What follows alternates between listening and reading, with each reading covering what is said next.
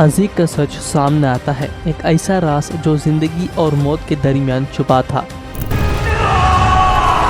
साथ ही क्लाइन को मिलता है एक नई और पावरफुल एबिलिटी सन पेथवे, लेकिन ये पावर सिर्फ रोशनी नहीं, नए खतरे भी लेकर आती है।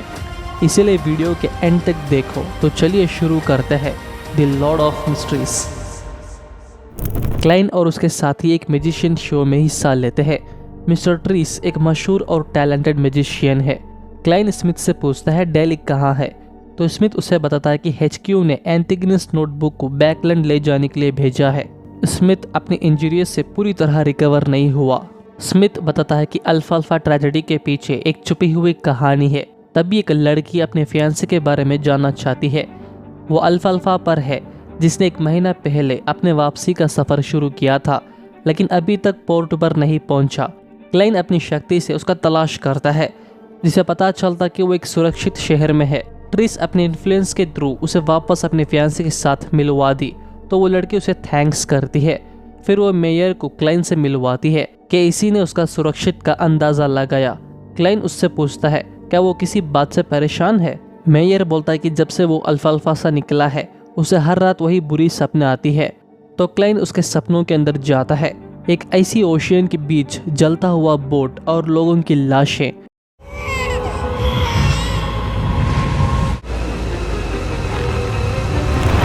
मेयर उस आदमी को बचाने की कोशिश कर रहा था। क्लाइन पूछता है कि वो उसे क्यों बचाना चाहता है, तो मेयर कहता है कि वो आखिरी बचा हुआ आदमी है। वो जानना चाहता है कि उन्होंने अचानक ये डिसीजन क्यों लिया।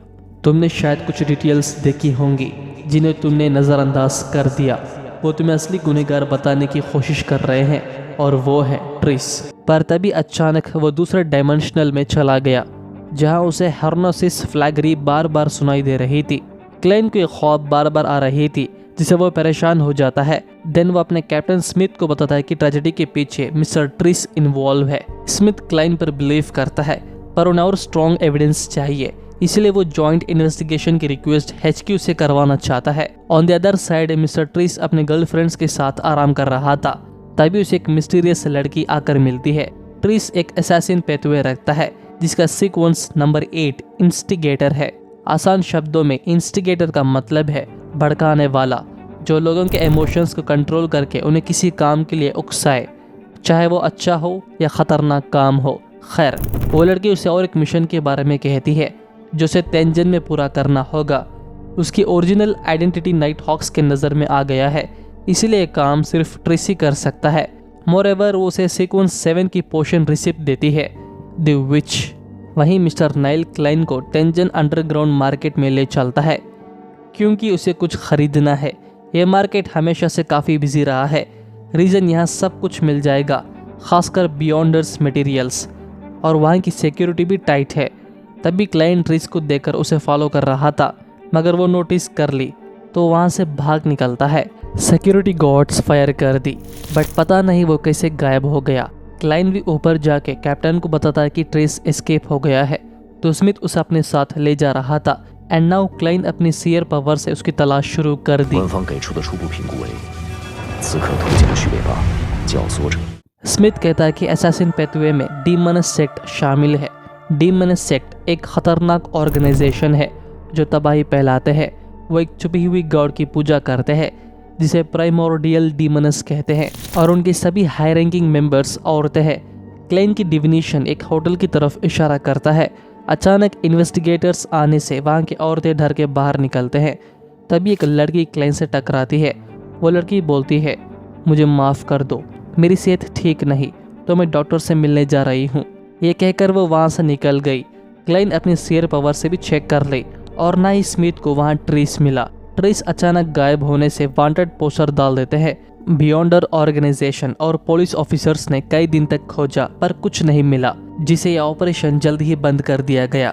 उसके बाद होली कैथेड्रल ने क्लाइन को एक ऑफिशियल परमानेंट एम्प्लॉय बना दी, तो वो वीकेंड्स में अपनी फैमिली के साथ भी टाइम स्पेंड करता है। बट वो ग्रे फॉग का शक्ति इस्तेमाल नहीं कर पाया, जिसे घर वापस जाना आसान नहीं होगा। ऑल्दो क्लाइन मिस्टिज्म क्लासेस और कॉम्बैट ट्रेनिंग भी जारी रखता है। ऐसे ही कुछ दिन शांति से गुजर रहे थे, मगर तभी तेंजन पुलिस HQ को कहना है कि पिछले 2 हफ्तों में मौत की गिनती 5 गुना बढ़ गई है। 8 अगस्त 1 दर्जन या उससे ज़्यादा महिला वर्कर्स लीड पॉइजनिंग से मर गई। अगस्त 11 कुछ लोग आग से जलकर राख हो गए। वहीं कुछ लोग बेहद गरीबी के कारण में सुसाइड कर ली, जो देखकर क्लाइन को बहुत ही बुरा लगता है, क्योंकि क्लाइन की माँ भी गरीबी के कारण मर गई थी। क्लाइन अपनी डिविनेशन पावर से देखता है कि हर मौत के पीछे एक औरत का हाथ है। अगर सभी नॉर्मल डेथ को साइड रखकर देखें, एक जवान औरत का हाथ हर दूसरी घटनाओं में मौजूद है। क्लाइन और लियोनार्ड को उन सभी घटनाओं में कुछ कॉमन नजर आता है। हर केस में बियॉन्डर्स की कनेक्शन या लोग जल्दी ही मर जाते हैं, बट उनके लाइफ स्पैन किसी ने ज़बरदस्ती कम कर दिया। उन्हें लगता है कि उनका मकसद ज़िंदगी का इस्तेमाल एविल गॉड या शैतानों को जगाने के लिए है, या एक ख़तरनाक कर्स देने के लिए। यही असली वजह हो सकता है। तो स्मिथ चाहता है कि उन्हें ढूंढकर इस रिचुअल को रोके। लियोनार्ड उन लोगों में से एक की एमुलेट देता है ताकि क्लाइन सियर पावर से उन्हें ढूंढ सके। तो उसकी डिविनेशन एक घर दिखाता है जिसे वो तुरंत उसे फॉलो करके जा रहे थे।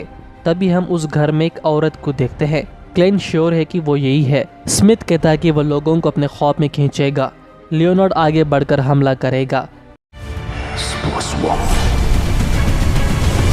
उस लड़की को एहसास हो जाता है कि वो लोग यहाँ पहुँच गए, तो वो हिडन फिगर इस्तेमाल करके इनविजिबल हो जाती है और वो कुछ बुरे आत्माओं को भी समन कर ली।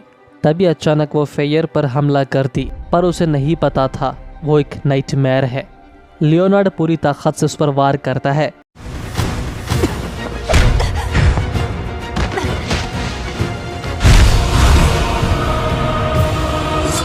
पर वो लड़की अपनी ब्लड देकर एविल गॉड की शक्ति अब्जॉर्व करती है। स्मिथ क्लाइन से कहता है कि अगर वो ऐसा खतरे का सामना करता हो जिसका वो मुकाबला नहीं कर सकता, तो वो पीछे हट जाए।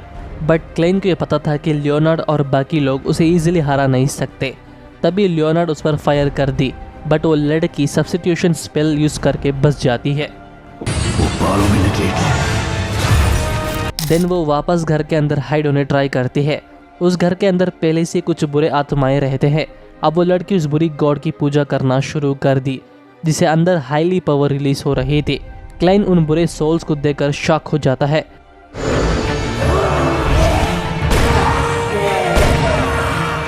अब स्मिथ उस घर के अंदर एंटर होता है। वो देखता है कि वहां पर कई सारे डॉल्स के थ्रू कर्स लगाया गया है। वो लड़की प्राइमोर्डियल डीमंस की शक्ति इस्तेमाल करती है, बट स्मिथ अपने खास एबिलिटी में से एक द स्लीपलेस यूज करके अपने आप को प्रोटेक्ट कर ली, बट उसे ब्लीडिंग हो रही थी। इसी मौके का फायदा उठाकर वो लड़की एस्केप होने ट्राई करती है। लियोनार्ड उसे पकड़ने की कोशिश करी, मगर वो लड़की उस पर कर्स लगा दी। देन वो उस कर्स को एक्टिवेट करती है, बट लियोनार्ड उस कर्स हटाने के लिए कुछ रिचुअल करता है।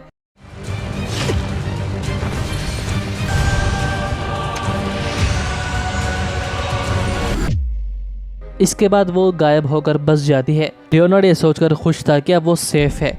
वही क्लाइन अपनी शक्ति से उस लड़की का चेहरा पहचान लेता है। फिर वो अपने साथियों से ये बात शेयर करता है। लियोनार्ड को लगता है कि ये तो दिखने में ट्रिस जैसा नजर आ रहा है। तभी उन्हें एक चीज समझ आती है, ट्रिस अब एक औरत बन चुका है, इसलिए वो उसे ढूंढ नहीं पाए। On the other side Tris औरत के रूप में ट्रेन में सफर करता है, तो वहाँ के लोग उसकी खूबसूरती पर फिदा होकर उसके मदद के लिए हाजिर हो गए। तभी हमें उसकी असली आइडेंटिटी पता चलती है, Trissy assassin pathway sequence 7 the witch, जो कि बहुत ही डेडली है।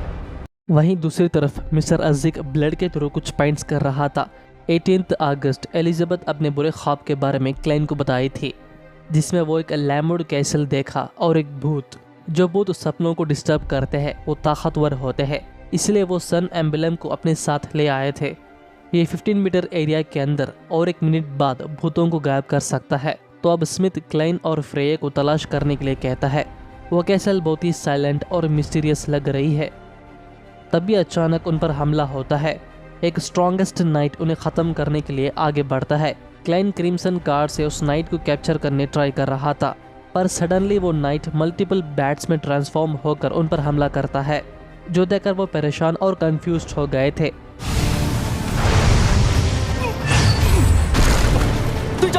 उस नाइट ने सन एम्बलम को दूर फेंक दी। फिर स्मिथ पर बिना रुके वार करते ही जा रहा था। तभी क्लाइन उस एम्बलम उठाने भागता है, मगर वो नाइट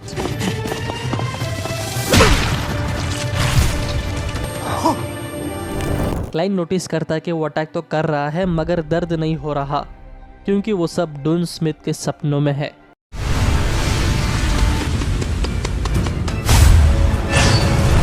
वो नाइट जैसे ही स्मिथ पर अटैक करता है, स्मिथ सन एम्बलम की ताकत रिलीज कर दी, जिसे वो सन पावर के सामने टिक नहीं पाता। नाइट हार जाने के बाद बाकी कमज़ोर आत्माएं भी सील हो रहे थे और वहाँ उन्हें एक फ़ोटो मिलती है। शायद ये 4th एपोच का है, यानी 1000 साल से भी पुराना। स्मिथ कहता है कि शायद ये कैसल का पहला मालिक है। कहा जाता है कि वो गायब हो गया। क्लाइन को वो बंदा मिस्टर अजिक जैसा लग रहा था, जो सोचकर वो परेशान था। स्मिथ बताता है कि यहाँ का खतरा और आत्माएं पूरी तरह ख़त्म नहीं हुए, इसीलिए उन्हें और यहाँ कुछ देर रुकना होगा। हर 2 घंटे के बाद एक के बाद नज़र रखेंगे। क्लाइन बताता है कि पहले वो वॉच करेगा, तो बाकी दोनों बाहर इंतज़ार करते हैं। क्लाइन सोच रहा था कि ये एम्बुलम सन पेतवे से जुड़ा है, तो वो उसके बारे में और समझने के लिए ग्रे फॉग का शक्ति इस्तेमाल करता है। तभी हमें उस एम्बुलम की सोर्स पता चलता है। The church of the eternal blazing sun के पास सन पेतवे है।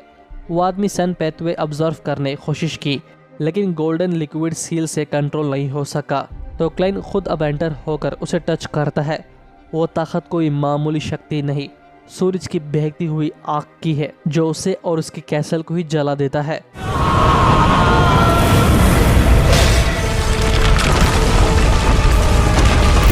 क्लाइन दर्द की वजह से चिल्ला रहा था। तभी ग्रे फॉग की शक्ति उसे बचा लेती है। अगर ग्रे फॉग ने उसे बचाया नहीं होता तो उसकी राख भी बच नहीं पाती। ग्रे फॉग की शक्ति खुद उसे हील कर देती है, पर तभी वो एक अलग डायमेंशनल में एंटर होता है। दी सन पेथवे। गॉड्स को सीधे नहीं देखना चाहिए। क्लाइन को लगता है कि 1 मिनट तक गॉड को अकेले झेलने और बचने का इनाम है सीक्वेंस 4 अनशैडोड। ये पहली बार है जब उसे एक हायर सीक्वेंस रिसिप्ट मिला है। देन वो उस डिविनेशन को यही ख़त्म कर दी। खैर, कैसल की प्रॉब्लम ख़त्म हो गई, जिसे मेलिसा को अब बुरे सपने नहीं आते। स्मिथ क्लाइन को उसके घर छोड़कर निकल जाता है। अगले दिन क्लाइन मिस्टर अजिक के घर जाता है उस पेंटिंग की जानकारी हासिल करने के लिए। लैमवुड कैसल है, जो देखकर वो हैरान था, मगर तभी अजिक भी एंटर होता है। वो बताता है कि उसे हाल ही में कुछ अजीब सपने आ रहे थे। अजिक कहता है कि वो तो बस अपना पास्ट जानना चाहता है। देन वो और क्लाइन सीधा उस कैसल की तरफ आगे बढ़ते हैं। अजिक काफ़ी सदियों से जिंदा है, जैसे कि एटर्नल लाइफ। क्लाइन समझ जाता कि वो भूत नाइट अजिक का बेटा है। जैसे ही अजिक अपने बेटे की लाश देखता है, अचानक एक स्ट्रॉन्ग प्रेशर रिलीज होते ही कई सारे आत्माएं आ जाते हैं। तभी हमें सदियों साल पहले की एक फ्लैशबैक दिखाते हैं, जहां एक खौफनाक मंजर, कई सारे लोगों की लाश और उन्हें ईगल्स खा रहे थे। वहां के सोल्जर्स लाशें को जला रहे थे। अजिक को एक जादुई बुढ़िया ने उसे श्रापित कर दी। एक सोल्जर से हमला करने ही वाला था, मगर अचानक एक स्कल मॉन्स्टर अपीयर होता है, जो अजिक की ऑर्डर्स मानता है। वो उन्हें कुचल कर ख़त्म कर दी। इसी तरह वो हर जंग में जीता और एक किंगडम का लीडर बना। एक दिन अजिक की बीवी बीमार पड़ गई। उन बुरी आत्माएं की सेना कहते हैं, माय लॉर्ड। अजिक गुस्से में था। तभी उसका बेटा बुलाता है, मगर वो शराब उसे परेशान कर रहे थे। इसीलिए एक दिन अजिक उसके फैमिली को छोड़कर वहाँ से चला गया, ताकि उन्हें परेशान ना हो। और ये यादें जो उसकी ज़िंदगी की खूबसूरत मेमोरीज थी, वो सफ़र यहीं पर ख़त्म हुई। क्लाइन पूछता है कि अजिक, क्या तुम्हें याद आ गया कि तुम कौन हो? अजिक बोलता है कि नहीं, मुझे सिर्फ कुछ यादें वापस मिली है। उसे पता नहीं वो कितनी ज़िंदगी अकेले में गुजारी है। मैं तुम्हारा शुक्रगुजार हूँ क्लाइन, तुमने मुझे यादें वापस पाने में मदद की। हम कभी नहीं सोच पाएंगे एक ऐसी इंसान की ज़िंदगी जिसका कोई अंत ना हो। वो समुंदर में एक जहाज़ की तरह हमेशा भटकता हुआ बिना किसी किनारे के, लेकिन खुशकिस्मती से उसके पास एक फैमिली है और वो उनसे मिलने जाता है। और इसी के साथ ये एपिसोड एंड होता है। अगर आपको वीडियो पसंद आई हो तो लेकिन शेयर कीजिए, और अगले एपिसोड्स मिस ना करने के लिए हमारे चैनल को सब्सक्राइब करके साथ ही बेल आइकॉन जरूर ऑन कर दीजिए, ताकि आपसे हमारा कोई भी वीडियो मिस ना हो। मिलता हूँ अगले एपिसोड्स में जल्द। शुक्रिया।